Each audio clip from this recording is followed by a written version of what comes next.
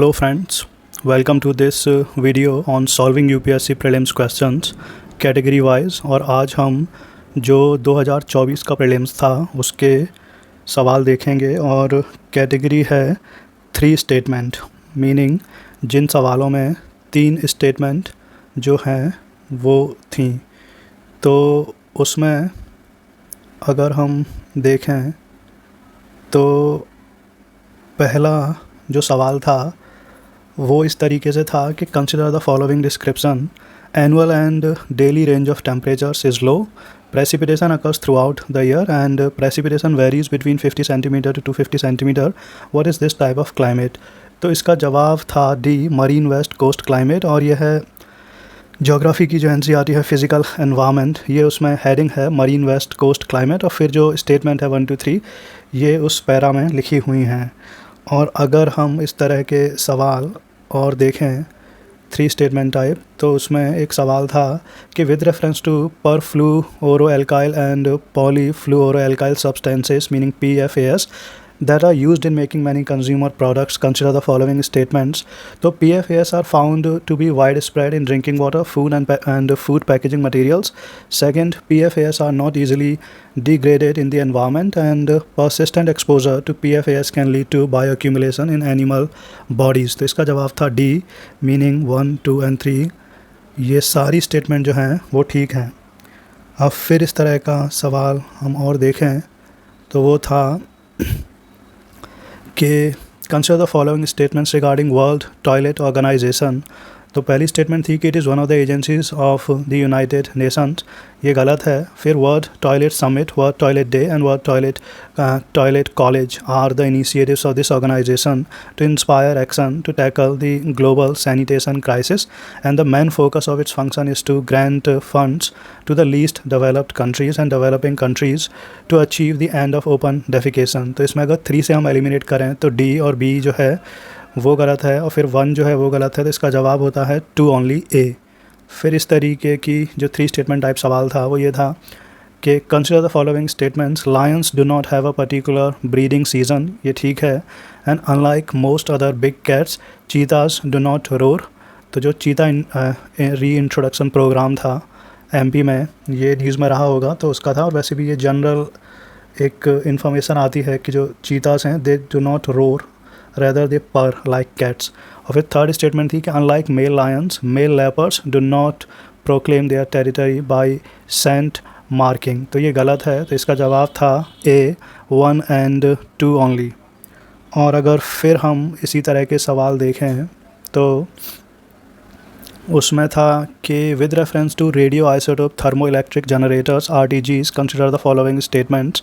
तो RTGs are miniature fission reactors, ये गलत है। और सेकंड था कि RTGs are used for powering the onboard systems of spacecrafts. और थर्ड था RTGs can use plutonium 238 which is a by product of weapons development. तो इसका जवाब था B 2 and 3 only। और RTGs के ऊपर जो भी मेजर ये कोचिंग इंस्टीट्यूट हैं इन्होंने आर्टिकल जो है वो 2023 में मार्च में इवन 2024 में इसके ऊपर आए थे और इन्होंने उसे डिटेल में कवर किया था RTGs को। फिर अगर हम इस तरह के सवालों को और देखें तो उसमें हमें एक ये सवाल मिलेगा कि in which of the following are hydrogels used. तो इसका जवाब जो है वो कंफर्म नहीं है, लेकिन B और D मतलब 1 and 2 तो ठीक है लेकिन थर्ड पे डाउट है। तो कंट्रोल्ड ड्रग डिलीवरी इन पेशेंट में यूज़ होता है हाइड्रोजेल्स और मोबाइल एयर कंडीशनिंग सिस्टम्स में भी होता है, लेकिन जो D है प्रिपरेशन ऑफ इंडस्ट्रियल लुब्रिकेंट्स। तो फॉर नाउ इसे मैं B या फिर D जो है वो मार्क कर रहा हूँ। और फिर अगर हम इसी तरह का सवाल देखें तो ये था कि in India non banking financial companies NBFCs can access the liquidity adjustment facility window of the RBI। ये गलत स्टेटमेंट है, लेकिन in India foreign institutional investors FII can hold the government securities GSECs, ये ठीक है। फिर in India stock exchanges can offer separate trading platforms for debt.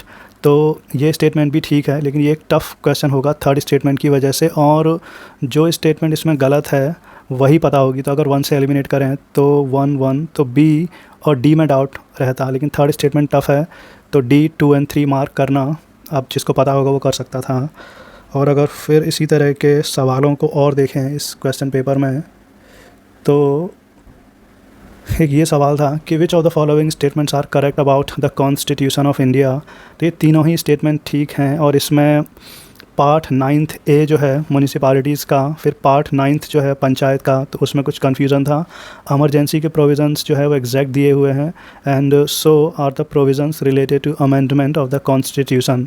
तो ये 74 का है डी। ये तीनों ही स्टेटमेंट ठीक हैं। और फिर अगर हम इसी तरह का सवाल देखें तो what are the duties of the chief of defence staff CDS as head of the department of military affairs. तो permanent chairman of chief of staff committee, ये ठीक है। और exercise military command over the 3 service chiefs, ये गलत है। और principal military adviser to defence minister on all tri service matters, ये भी ठीक है। तो इसका जवाब है D 1 and 3। और इस साल के प्रीलिम्स में जो डिफेंस है उसके ऊपर काफ़ी सवाल जो थे वो सेट किए गए। और अब हम आगे और देखें इसी तरह के सवाल थर्ड स्टेटमेंट टाइप। तो उसमें एक ये सवाल था कि which of the following statements about the ethics committee in the Lok Sabha are correct. तो initially it was an ad hoc committee, ये स्टेटमेंट ठीक है। और only a member of the Lok Sabha can make a complaint relating to an unethical conduct of a member of the Lok Sabha, ये गलत है। और this committee can not take up any matter which is sub judice, तो इसका ये ठीक है। तो ये शायद जो महुआ मोइत्रा का केस था ये उससे रिलेट कर सकते हैं इसे करंट अफेयर में। फिर consider the following statements regarding नारी शक्ति वंदन अधिनियम। तो provisions will come into effect from the 18th Lok Sabha, ये गलत है। और ये इस इंफॉर्मेशन को अगर आपको पता है तो इसका जवाब है C 2 and 3। तो this will be in force for 15 years after becoming an act, and there are provision for the reservation of seats for scheduled caste women within the quota reserved for the scheduled caste. तो 81 का है C। और फिर अगर हम और देखें 3 statement type सवाल, तो हमें एक ये सवाल मिलेगा कि with reference to the speaker of the Lok Sabha consider the following statements while any revolution for the removal of the speaker of the Lok Sabha is under consideration he she shall not preside, ये ठीक है। बाकी की 2 गलत स्टेटमेंट है कि he shall not have the right to speak होगा, and he shall not be entitled to vote on the resolution in the first instance, no he can vote on the resolution in the first instance.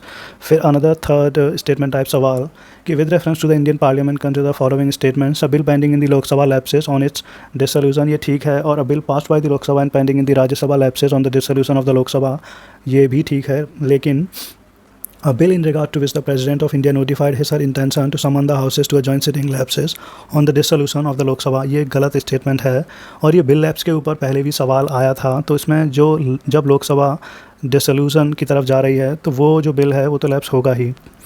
तो वहाँ से अगर आप इसको eliminate कर सकते थे तो ये सवाल हो जाता। फिर था कि with reference to the parliament of India consider the following statements. तो prorogation of a house by the president of India does not require the advice of the council of ministers, ये एक गलत स्टेटमेंट है। लेकिन prorogation of a house is generally done after the house is adjourned sine die, but there is no bar to the President of India prorogating the House which is in session, and dissolution of the Lok Sabha is done by the President of India who, save in exceptional circumstances, does so on the advice of the Council of Ministers। तो इसका जवाब है C 2 and 3।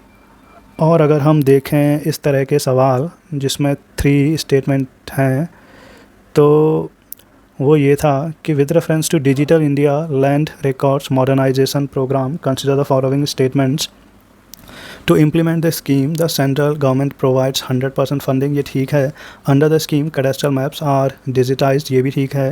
लेकिन ये third statement जो है वो ठीक है, लेकिन ये काफ़ी confusing थी और लग रहा था कि ये सही नहीं होगा, लेकिन ये ठीक है कि an initiative has been undertaken to transliterate the records of rights from local language to any of the languages recognized by the Constitution of India। तो इसका जवाब है D 1, 2 and 3।